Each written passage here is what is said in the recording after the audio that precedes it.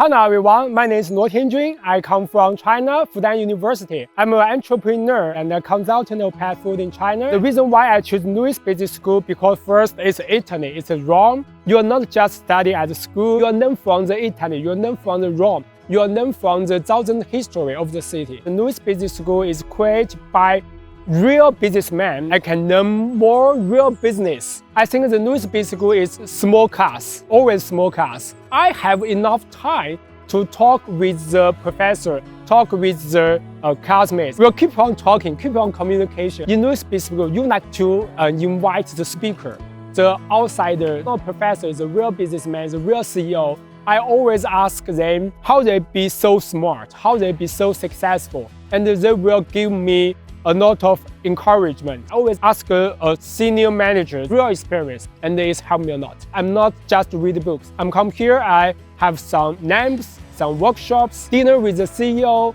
and visiting the company. So in Louis Business School, I think the school try to train you, help you to learn the business through different ways.